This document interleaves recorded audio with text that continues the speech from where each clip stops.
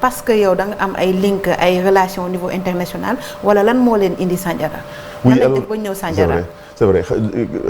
en fait j'étais à Boston wax naa la j'ai fait une partie de mes études à Boston donc ce que j'ai fait bi ñu ma élire maire en fait j'ai juste organisé ay forum d'abord à New York où j'ai appelé une cinquantaine d'entre pour leur dire écoute moi j'habite un petit village qui s'appelle Sandiara alors j'aimerais ngeen ñu investir foofu alors moi je vais vous guider comme je suis de l'industrie loolu day gën a yomb j'ai fait la même chose à Lyon n'est-ce pas avec une quarantaine avec mes adjoints def naa la même chose au Maroc je suis allé aussi au Maroc un peu partout dem aussi à Paris donc dans beaucoup de zones effectivement j'ai fait ça loolu nag en fait c'est le secret parce que les entreprises dañuy ñëw quand ils ont confiance ci promoteur bi alors c'est vrai que le fait que je sois peut-être de Nestlé ancien DG que je sois du monde industriel j'étais directeur d'usine dans plusieurs pays voilà mais après suñu ñëwee aussi l'accueil c'est très important voilà une fois nga def sa marketing territorial suñu nit ñëwee donc on a un bureau qui accueille tous les investisseurs dañ lay accompagner jusqu'à ce que nga mën a am donc ces papiers du genre guichet unique dañ lay fexe aussi que soo demee au niveau de l'APIX on est là avec donc c'est une fois nga ñëw da ngeen war voilà ci permis de construire yooyu yëpp da ngeen war a accompagner loolu moo tax en fait ils viennent à Sandiara il y a pas de tracasserie en fait du am tracasserie voilà dañuy nekk à l'aise dañu nekk à l'aise et ils savent aussi que kenn mënul ñëw rek voilà di leen sonal ci yenn services yi xam du ñu mën def yooyu aussi laaju Marie-Louise bi ak sama laaj bi presque benn bi la est-ce que zone économique bi dafa am ay avantages yu indil mairie bi oui absolument voilà oui alors il faut savoir que la zone économique spéciale c'est une technique boo xam ne moom la Dubaï utilisé il y a quelques années Chine Shenzhen moom la utilisé dans les années 70 lan lay consister xam nga dans notre régime fiscal il y a ce qu'on appelle le BIC les impôts sur le bénéfice industriel et commercial 30% la ça veut dire que soo gagné 10 milliards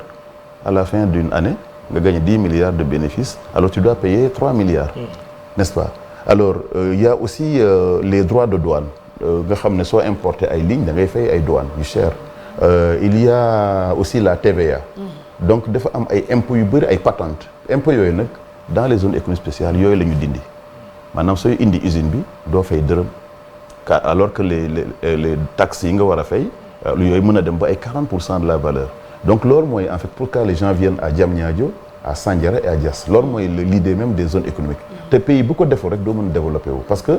ko soo amee de l'argent war a investir da ngay seet est-ce que à Sandiara foofu doo fay taxe wala doo fay droit de douane donc l'idée des zones mooy nga fexe ba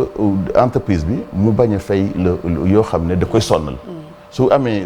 li mu war a fay impôt au lieu mu koy fay impôt tout de suite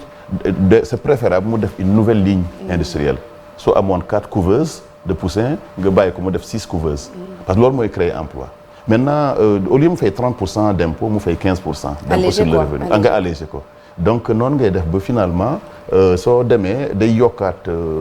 ce qu'on appelle le produit intérieur brut là du pays da koy yokk parce que day créer de la richesse commence di exporter commence di jël ay nit di commence di fay ay taxes aussi ay soit ay impôts locaux yoo xam ne day dem ci mairie bi wala ay impôts yoo xam ne day dem ci ministère des finances donc loolu en réalité moom la Dubaï def j'étais il y a 3 mois à Dubaï là pour seeti le modèle parce que loolu aussi maire dañ ko war a def dama dem Dubaï dem aussi au Maroc là Tanger Med qui est une zone de 5000 hectares ñun on parle de 100 hectares ici foofu carrément la zone économie spéciale de Tanger c'est 5000 hectares